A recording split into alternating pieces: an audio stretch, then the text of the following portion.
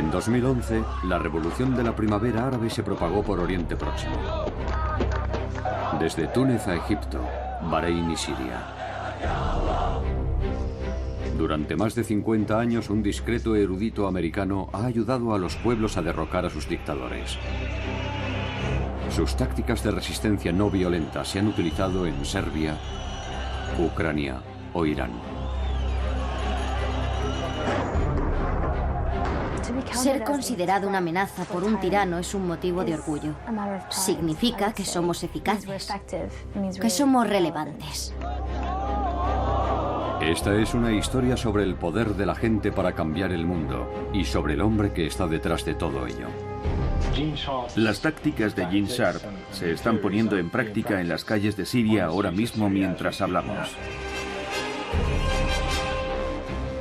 Me llamo Gene Sharp y este es mi trabajo.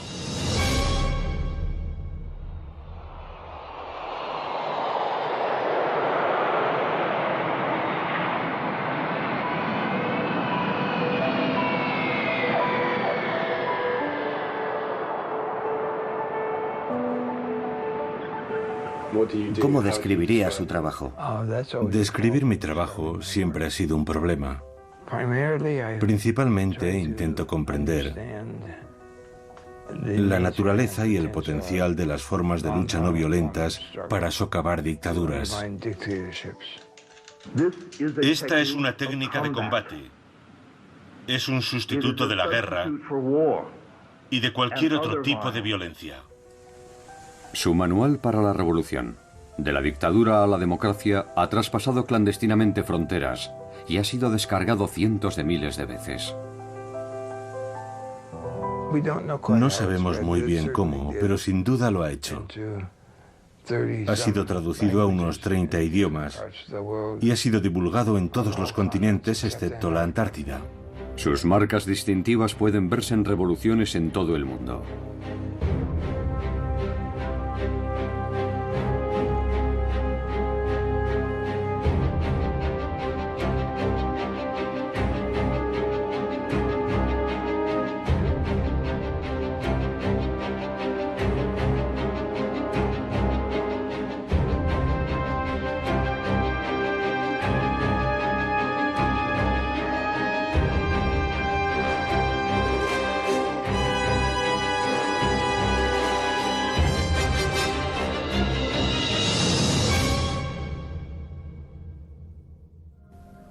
Los libros de Gene contienen 198 métodos de resistencia no violenta. Los famosos 198 métodos parecen haber tenido una extraordinaria respuesta. Son simplemente los 198 métodos específicos. Estas formas de rebelión son el boicot económico, la desobediencia civil, las protestas.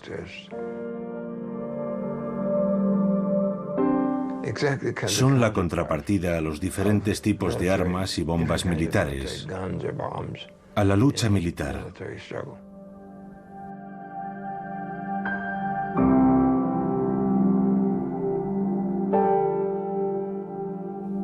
De esa forma tienen algo distinto a la violencia y la guerra, y siempre lo tendrán. En 1983, Sharp fundó la institución Albert Einstein para difundir la lucha no violenta. Durante años son muchos los que han venido aquí, a Boston Este, en busca de ayuda.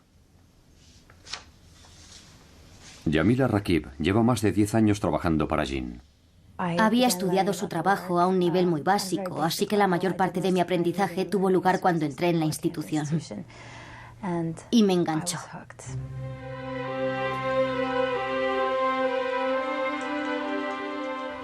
Yo no fui educado para hacer esto.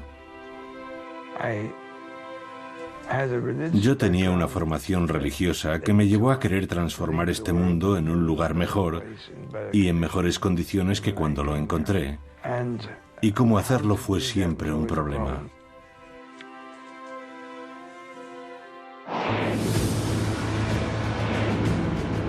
En 1953, Gene es enviado a prisión por rehusar su incorporación a la guerra de Corea. Me condenaron a 2 años, de los que cumplí 9 meses y 10 días. En aquellas circunstancias contabas los días igual que los meses, pero no creo que mi actitud sirviese para nada.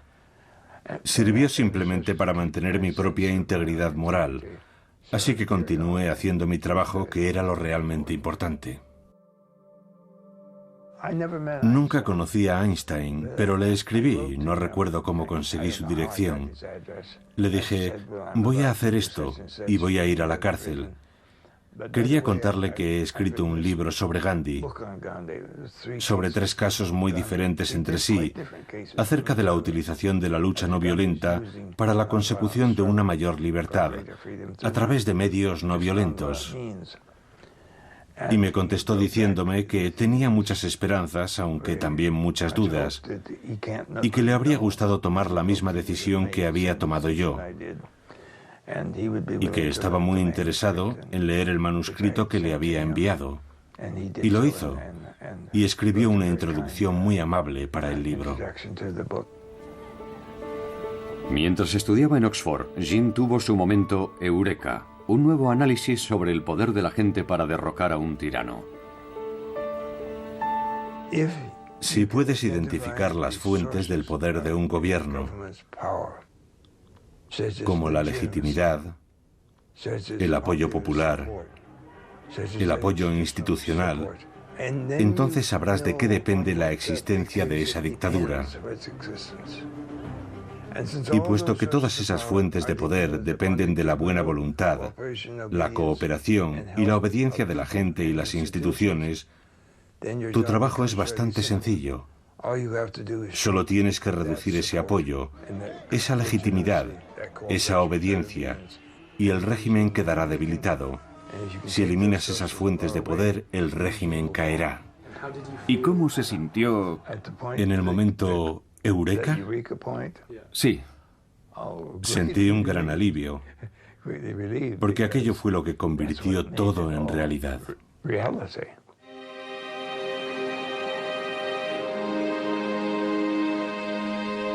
Mientras enseñaba sus teorías en Harvard, Jean conoció al coronel Bob Helby, héroe de la guerra de Vietnam. Conocí a Gene Sharp en la Universidad de Harvard. Yo estudié allí durante un año como investigador del ejército. Un día vi en el tablón de anuncios un aviso de un programa sobre sanciones no violentas a las 2 de aquella misma tarde. No tenía nada que hacer, así que fui a ver quiénes eran aquellos amantes de la paz y a confirmar mi noción preconcebida de que probablemente llevarían anillos en la nariz y en las orejas y de que su aspecto sería sucio. Así que fui a verlos y sorprendentemente su imagen no era esa. Su aspecto era totalmente normal. Y unos minutos después de habernos sentado, un caballero de baja estatura y voz amable tomó la palabra y dijo: me llamo Gene Sharp y nos hemos reunido aquí hoy para discutir sobre cómo tomar el poder político y negárselo a otros. Yo digo que la lucha no violenta es lucha armada. Y tenemos que arrebatar ese término a los defensores de la violencia, que intentan justificar con palabras bonitas ese tipo de lucha. Nosotros combatimos con armas psicológicas, armas sociales, armas económicas y armas políticas. Un tipo de lucha más poderosa contra la opresión, la injusticia y la tiranía que la violencia. Aquello llamó mi atención.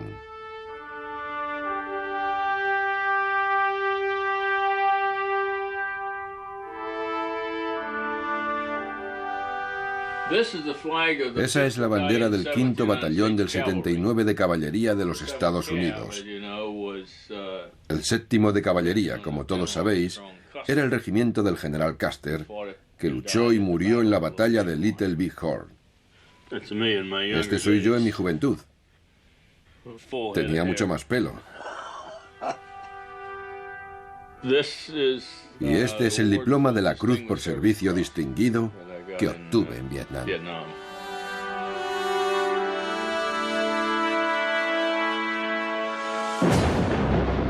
Bob fue condecorado en 1968 por su extraordinaria valentía durante una emboscada del Vietcong.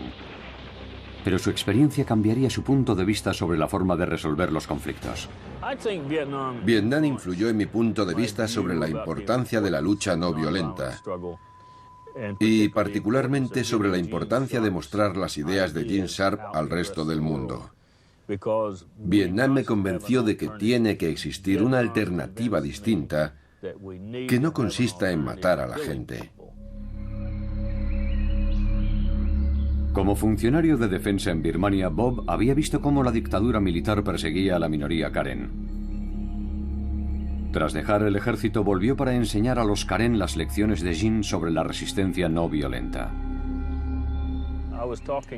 Estaba hablando con uno de los comandos Karen y de repente me dijo: ¿dónde demonios estaba esta información? Llevamos combatiendo y matando gente durante 20 años. ¿Cómo es que no sabíamos esto? Otros birmanos se acercaron y me preguntaron si podríamos escribir algo que les orientara sobre cómo pasar de una dictadura a una democracia. Ese fue el origen, lo que dio lugar a la escritura del libro, Los birmanos. Yo no podía escribir sobre Birmania porque no conocía bien ese país.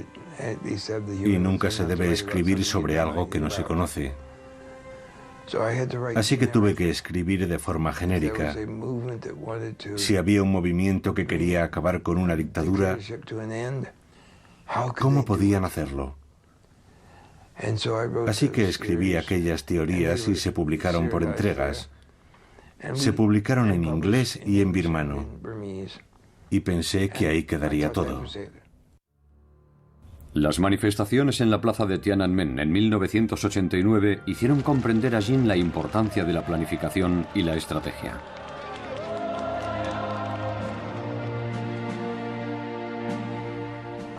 Fui a Pekín cuando las protestas de la plaza de Tiananmen ya estaban en marcha. Aquel acontecimiento no tuvo lugar solo en Pekín. Protestas similares estaban teniendo lugar en otras 350 ciudades de China. Pero no se planificaron, no se tomaron decisiones estratégicas, como cuánto tiempo había que permanecer en la plaza y cuándo había que abandonarla. Los estudiantes no tenían un plan, estuvieron improvisando constantemente. Y más tarde supimos que muchos de aquellos ciudadanos chinos que estaban en la calle protestando fueron tiroteados y asesinados.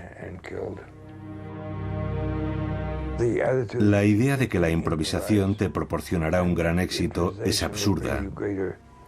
Es exactamente lo contrario. Si no sabes lo que estás haciendo, lo más probable es que te metas en graves problemas.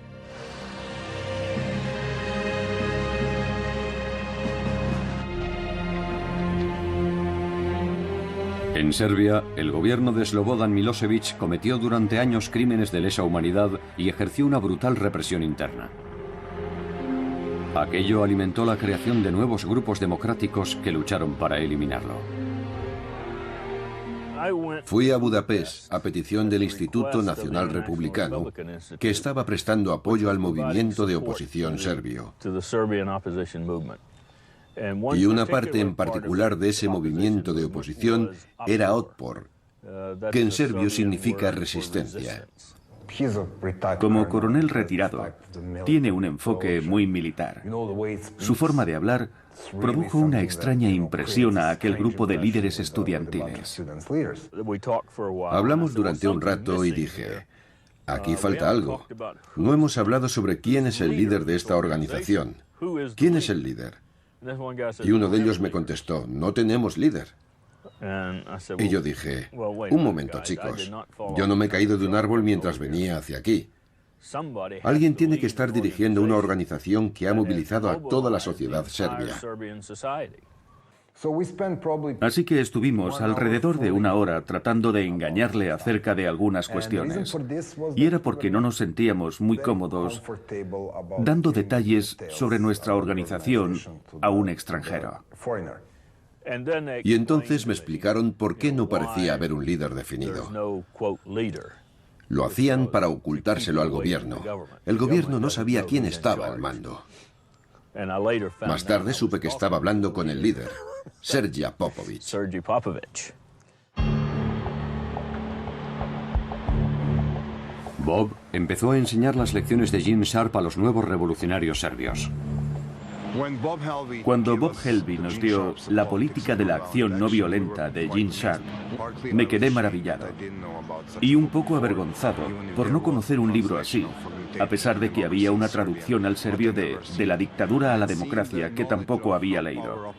Y ver escrito detalladamente en un libro cómo opera el poder, cómo funcionan sus pilares de apoyo y todas esas cosas que habíamos aprendido a base de golpes, fue realmente increíble.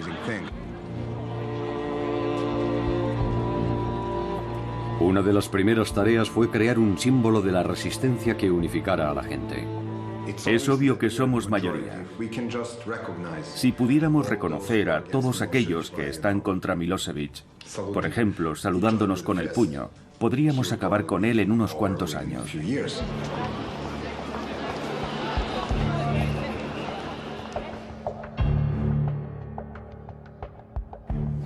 La atomización se produce cuando el régimen intenta hacer que cada individuo en la sociedad sea una unidad aislada. Es una de las principales formas de control de estos sistemas. Hacer que la población, que la gente, se tenga miedo, que tenga miedo a hablar, a actuar en grupo, que nunca le digan a un vecino, o incluso a veces a un miembro de su familia, lo que piensan realmente. Al ver el ejemplo de demostración de valentía por parte de otras personas, pasamos a ser nosotros. Y nosotros podemos hacer cosas que yo solo no podría.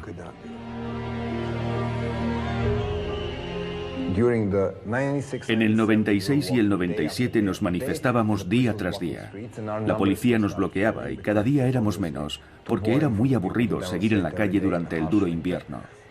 Así que dijimos, ¿por qué no vamos a casa y hacemos ruido desde nuestros balcones?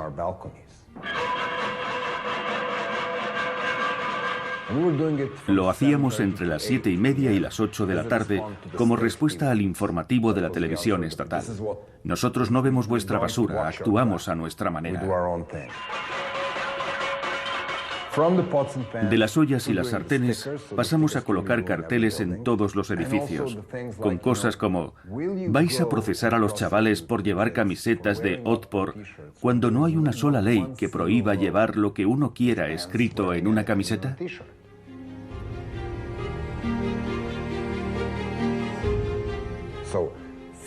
Así que los policías que entraban en los institutos y detenían a estudiantes solamente por llevar la camiseta, luego iban a casa y hablaban con su mujer, cuya amiga se estaba quejando porque su hijo había sido detenido.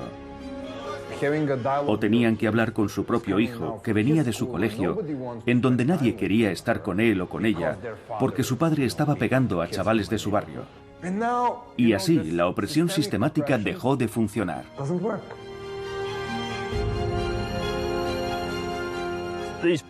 Estos pilares sostienen al gobierno, igual que mis dedos sostienen este libro.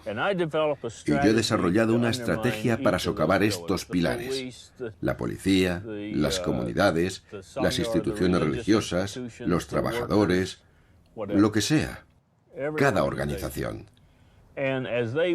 Y a medida que se van debilitando y empiezan a derrumbarse, el gobierno se derrumbará cuando los pilares estén rotos. Lo ideal es que esos pilares no queden destruidos, sino que sean traspasados al movimiento democrático. Tienes que fagocitar esos pilares, y eso es lo que la resistencia serbia ha hecho. Decirle a la policía que todos somos víctimas del mismo sistema. No tiene sentido librar una guerra entre víctimas y víctimas, aunque unas lleven uniformes azules y las otras pantalones vaqueros. No debemos luchar entre nosotros. Y esa táctica funcionó en Georgia, en Ucrania y en muchos otros lugares del mundo. Eso es lo que hay que hacer, fagocitar esos pilares, no lanzar piedras a la policía.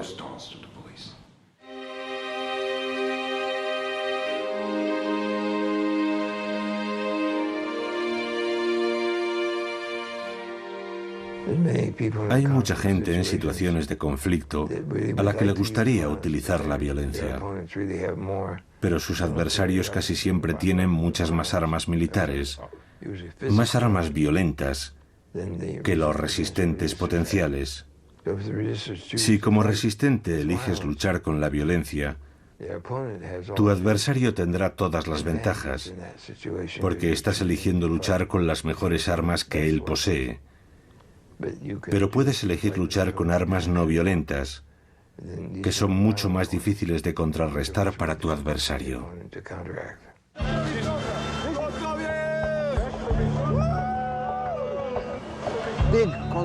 Las grandes concentraciones son muy difíciles de controlar. Puedes tener a 20.000 manifestantes pacíficos, pero si hay un idiota rompiendo ventanas, centrará la atención de todos los informativos, y eso puede socavar todo el movimiento.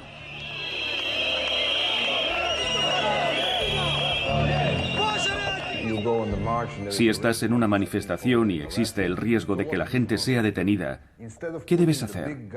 En vez de colocar a los tipos grandes delante, colocas a las chicas. Colocas a las abuelas, a los militares veteranos, de manera que la policía vea caras amistosas. Esa gente llevará flores y banderas y estará sonriente. Así haces la situación menos amenazadora y reduces enormemente las probabilidades de que se produzcan actos violentos. El 5 de octubre fue el triunfo de una estrategia, pero no fue así como lo vieron muchos espectadores o medios como la CNN. Ellos solo vieron gente, estruendo y nada más, pero fue el resultado de 10 años de intentos, 2 años de resistencia de Otpor y 5 campañas. Estábamos determinando la victoria en las elecciones. En septiembre de 2000, Serbia acudió a las urnas. La resistencia sospechaba que Milosevic amañaría las elecciones. Nosotros sabíamos que Milosevic perdería y sabíamos que no aceptaría la derrota.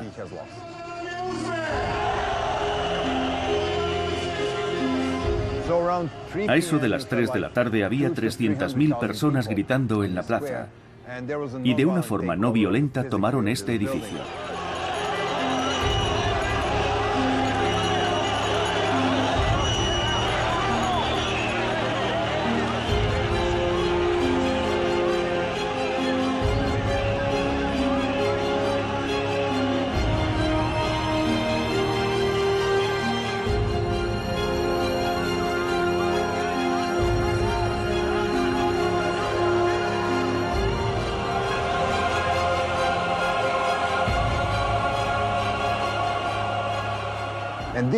Cuando la gente entró en el edificio aquel 5 de octubre, encontró muchas papeletas premarcadas para Milosevic. Era allí donde se estaba llevando a cabo la trampa, en la segunda planta del edificio.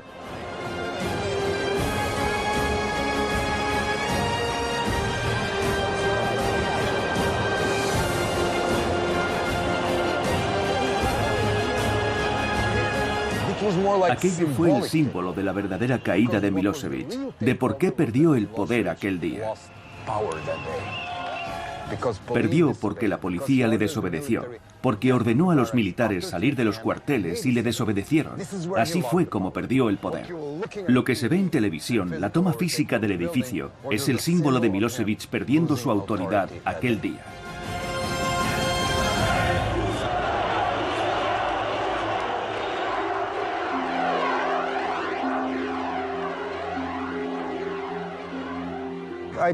Lo que aprendimos de Bob, el pensamiento y la escritura de Gene Sharp, ha influido en nuestra forma de pensar y ha hecho nuestra lucha más eficaz en un momento muy importante, cuando estábamos preparándonos para la lucha decisiva. Creo que lo que Bob y Gene están haciendo es valiosísimo en todo el mundo. Y aunque las revoluciones no violentas no pueden ser exportadas o importadas, el saber cómo aplicar la lucha no violenta sí puede transmitirse. Y se está transmitiendo ahora mismo, mientras hablamos. Sentí una gran satisfacción porque se hubiese llevado a cabo una revolución no violenta. No hubo violencia por parte de la oposición democrática. Y eso demuestra que todas esas teorías que Jean ha estado exponiendo año tras año son alternativas realistas al conflicto violento. Después de lo de Serbia, estuvimos trabajando con georgianos, ucranianos, moldavos, iraníes, personas de Zimbabue, Colombia, Guatemala, Papúa Occidental, de lugares del mundo que no podría señalar en un mapa.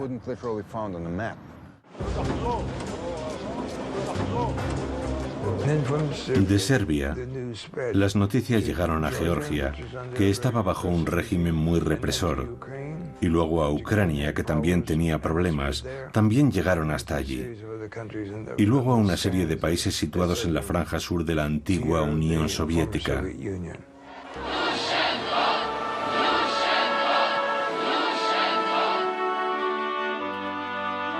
Vladimir Viatrovich, uno de los líderes de la Revolución Naranja de Ucrania, utilizó el libro de Jean para convencer a los activistas de que había una poderosa alternativa a la violencia. Entre los grupos de protesta había diferentes ideas, y entre ellos gente que estaba dispuesta a utilizar la alternativa violenta. El libro de Gene Sharp, De la dictadura a la democracia, enseña que se puede y se debe luchar contra los dictadores con medios no violentos. Esa idea fue muy importante y ayudó mucho. Fue una gran inspiración para la creación de la Revolución Naranja.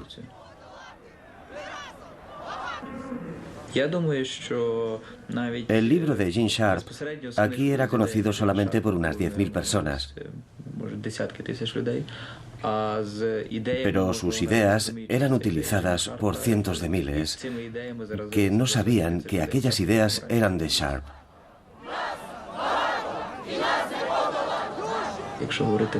Aunque la gente no sepa quién es Gene Sharp, sí conocen sus ideas, lo que hace de él una persona muy influyente en el mundo.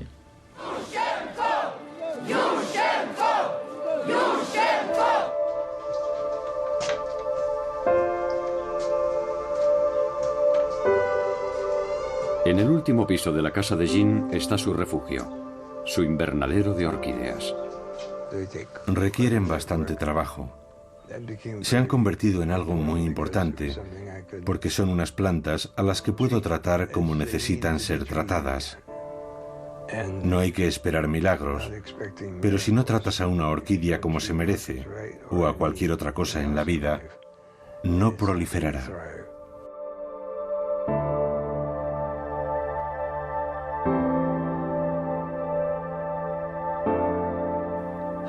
¿Cómo se siente al ver propagarse su trabajo?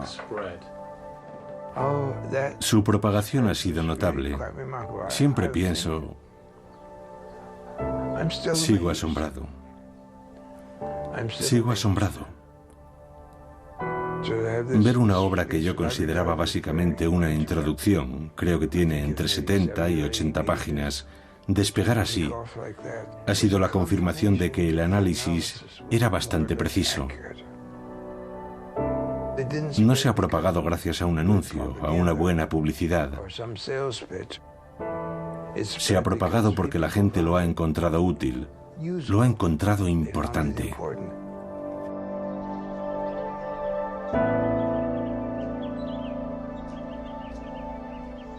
Los libros, la literatura, están ahí.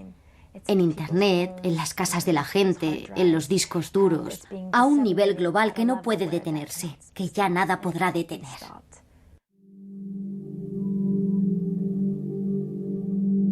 Hay gente que se esfuerza en desacreditarnos.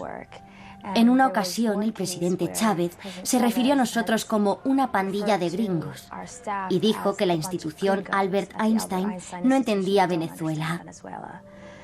Y yo pensé, puede que no comprendamos del todo la situación de Venezuela, que es probablemente muy compleja, pero yo no soy un gringo.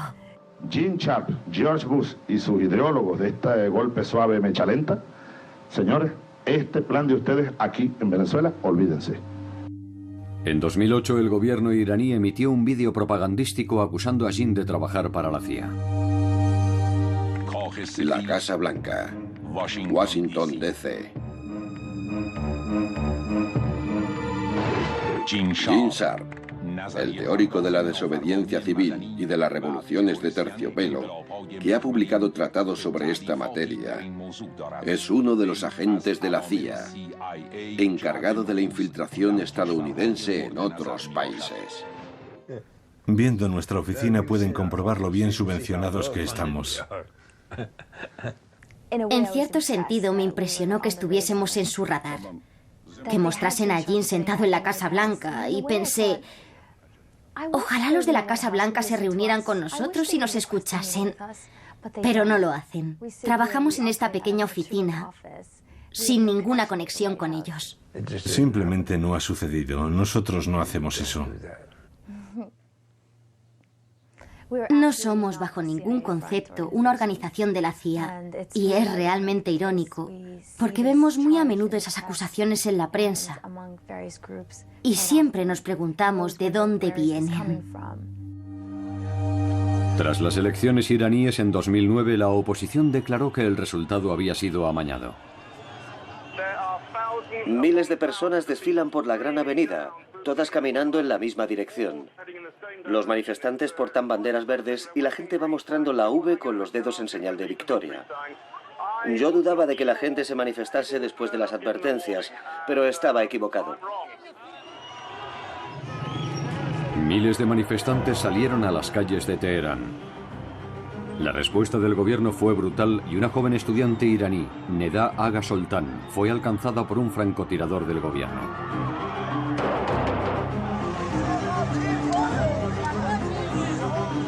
Su imagen se convirtió en la llamada a la movilización.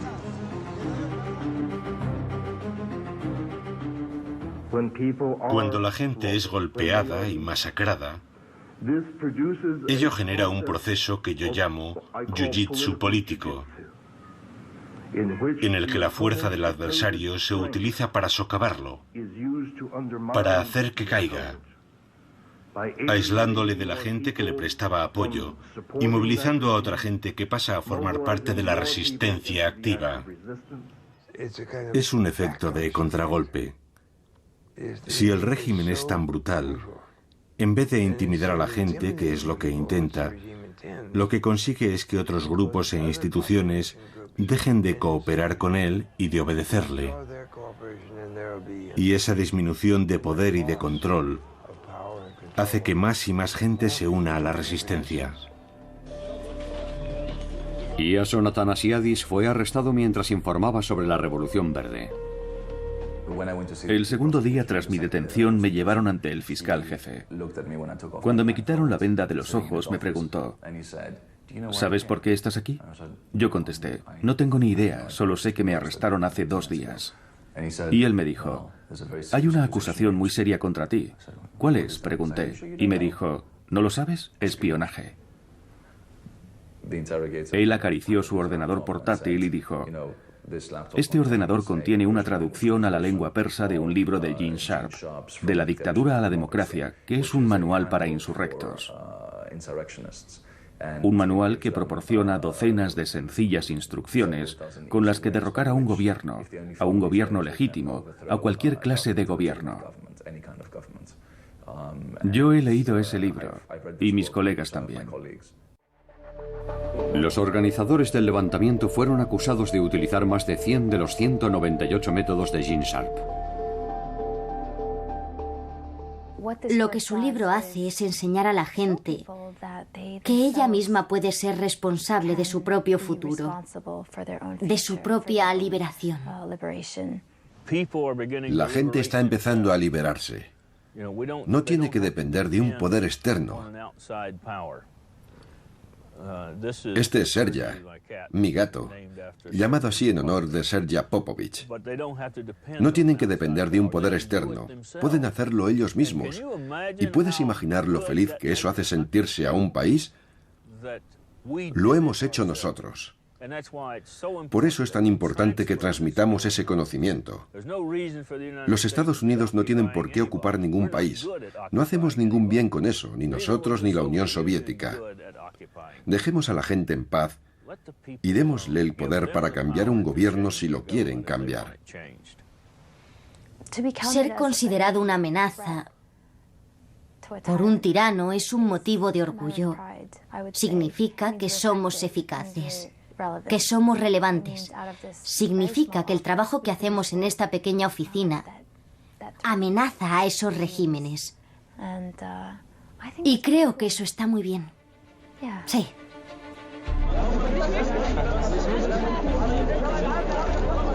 Este fue el principio de la revolución egipcia.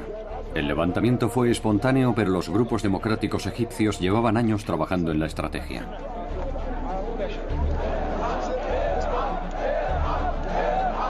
El grupo egipcio que falla visitó por primera vez a Jin en Boston en 2006.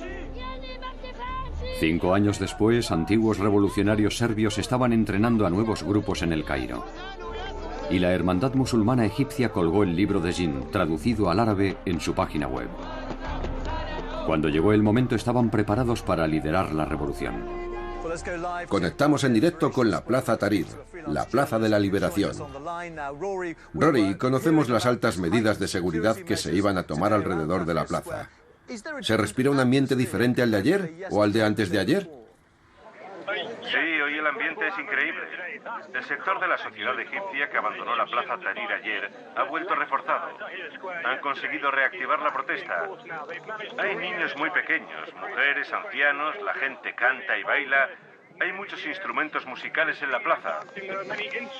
Y está más llena de lo que ha estado estos días. Ahmed Maher era uno de los líderes del Grupo Democrático Egipcio 6 de abril. Estábamos esperando a que ocurriera algo que encendiese la llama, que provocase un gran movimiento de personas. Y ocurrió en Túnez.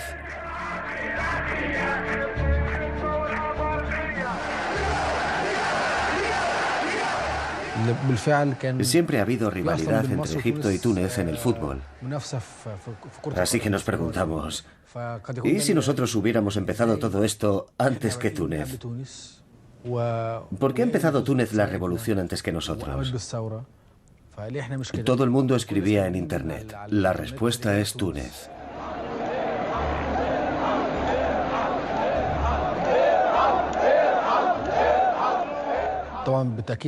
Por supuesto que los libros de Gene Sharp tuvieron un gran impacto en nuestro movimiento.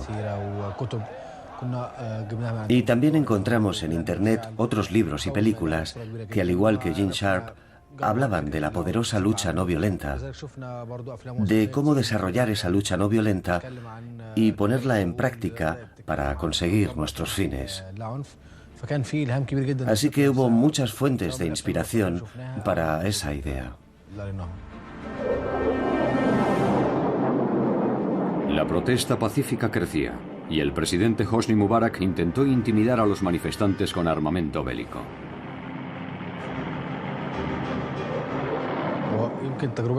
Nuestra situación era distinta a la de la resistencia serbia, que antes de su revolución se había ganado a la policía y al ejército. Nuestro caso era muy diferente. Estábamos librando una gran batalla contra la policía, mientras que el ejército se mantuvo al margen durante todo el tiempo. Así que nuestra experiencia fue muy diferente a la serbia. Incluso después de violentos choques con la policía, los líderes revolucionarios restablecieron la disciplina no violenta. Los manifestantes se enfrentaron a ataques brutales de la policía, pero se mantuvieron en su sitio.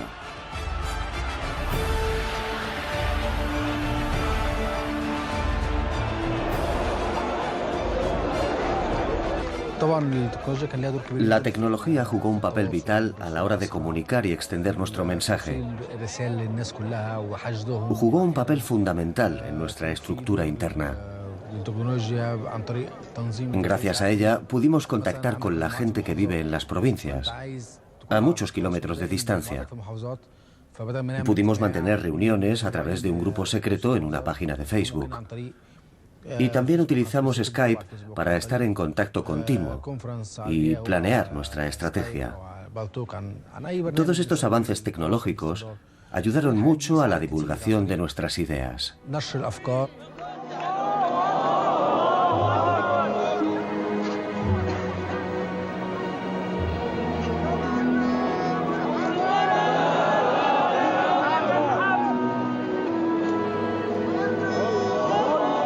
Mientras los musulmanes y los cristianos se protegían mutuamente durante sus rezos, sus líderes trataban de ganarse el apoyo del ejército. ¿Qué hizo que el ejército nos apoyase al final? El ejército, a fin de cuentas, proviene del pueblo. Sus miembros son parte del pueblo y tiene un importante papel nacional. El papel de la policía tenía más que ver con el amaño en las elecciones y la protección a los corruptos. Luchaba por asegurar su supervivencia.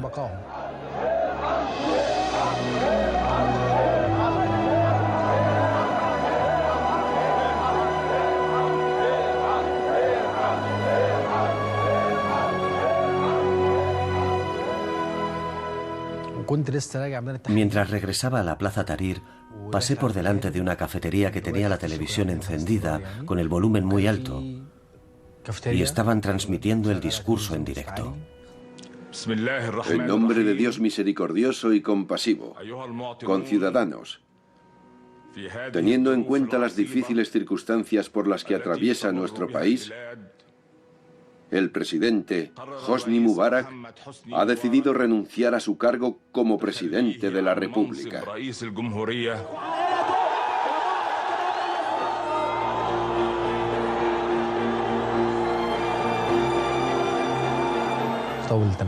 Me volví loco de alegría cuando escuché el discurso. Me senté y me puse a llorar. Por fin, el sueño que hemos tenido durante años, por el que tanto hemos luchado, se ha hecho realidad. Me fui corriendo a la plaza, gritando. Toda la gente estaba llorando, bailando, cantando. Fue un momento histórico. Yo no me lo creía.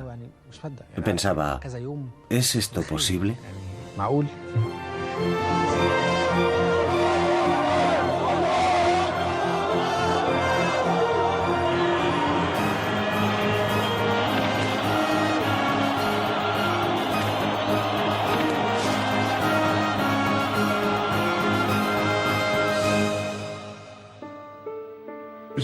Alguien sabía muy bien lo que estaba haciendo. Y no necesitamos que nadie nos atribuya o me atribuya el mérito si no es merecido o no está documentado.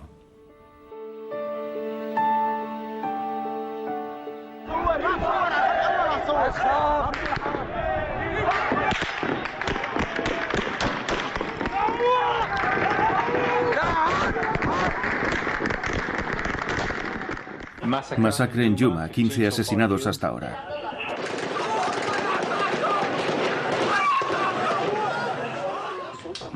Osama Monayed es experto en comunicaciones y uno de los líderes del levantamiento sirio. Esto es un vídeo de un chico al que disparan. Un niño grita, "Mi hermano, mi hermano". Osama coordina una red de cámaras secretas por todo el país. Es una cámara de alta definición conectada a un módem vía satélite que obtiene imágenes en directo y que transmite por Internet. Hoy hemos conseguido enviar estas imágenes a Al Jazeera. Las tácticas y teorías de Gene Sharp se están poniendo en práctica en las calles de Siria ahora mismo mientras hablamos. Lo que hicimos fue promover esas tácticas y explicárselas a la gente en nuestras páginas de Facebook y también en YouTube. Así es como se aplican, poniendo flores en los puntos donde han caído los héroes, mostrando ilustraciones de la campaña de grafitis durante las manifestaciones. También limpiando las calles y dejándolas más bonitas para demostrar que podemos hacer las cosas mejor que el régimen en lo que se refiere a servicios. De la dictadura a la democracia te da la inspiración, la seguridad de que esto puede conseguirse, de que puede suceder realmente. En el verano de 2011, tras un ataque brutal del ejército sirio, Osama viajó a Boston para reunirse con Gene. ¿Cuándo estuviste aquí por última vez? No recuerdo exactamente. ¿Fue en 2007 o en 2006? Sí, hace años. Cuando solo había unas cuantas personas que creían en un escenario de resistencia no violenta en Siria. cuando solo unos pocos creían que esto podía suceder realmente en un país como Siria. Muy bien. Todo listo.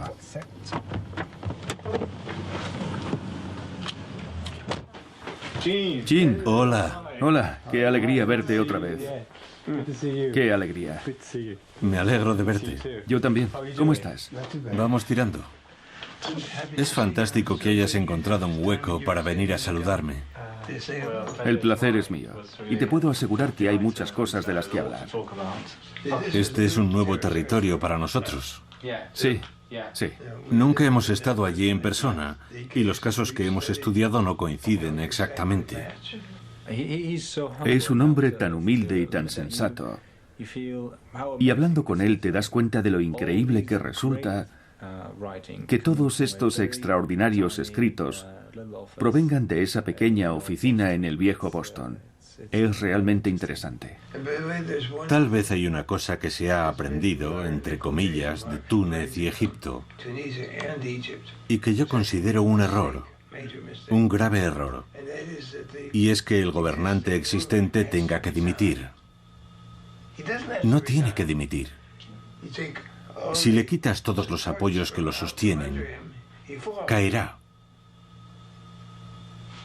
independientemente de lo que él quiera hacer. Esa es la diferencia entre la coerción no violenta, cuando tiene que dimitir porque se le obliga a hacerlo, y la desintegración, cuando el régimen sencillamente se desmorona. Ya no queda nadie con poder suficiente para dimitir. Si Einstein fue el genio de la física, Gene Sharp es el genio de las libertades, de cómo conseguir las libertades.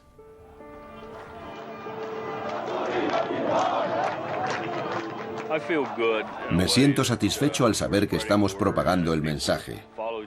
Y si los pueblos siguen el consejo de Gene en cuanto a librar una lucha no violenta, tarde o temprano ganarán. La ventaja que tenemos utilizando este tipo de lucha, el pueblo contra el tirano, es que mientras no nos rindamos, nunca seremos derrotados. Y esa es la clave. Mientras no te rindas, no estás derrotado. Yo creo que con el paso del tiempo, Gene Sharp será un nombre emblemático. Creo que sus libros estarán en todas las bibliotecas del mundo y serán traducidos a la mayoría de los idiomas. ¿Podrá esta institución sobrevivir hasta entonces? Sin duda. Esperamos que sí.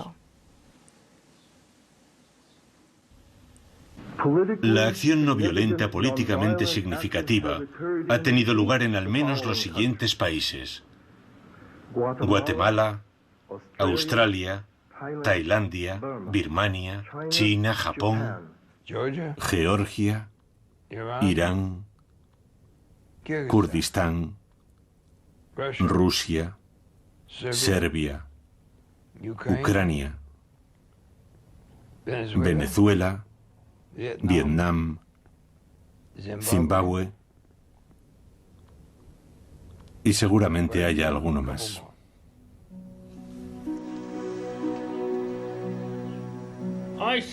Pienso que se está desarrollando entre ellos una relación padre-hija. Pueden sentarse, hablar, están en la misma onda. Ella lo protege y creo que lo quiere como una hija quiere a un padre.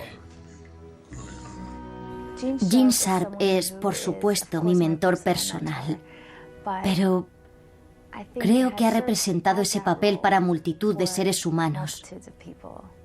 Es una persona que ha dedicado su vida a proporcionar los medios para que la gente oprimida pueda alcanzar la libertad de forma autosuficiente. Y eso es algo que ha cambiado el mundo y continuará haciéndolo de forma extraordinaria. Es algo muy personal. Es simplemente amor.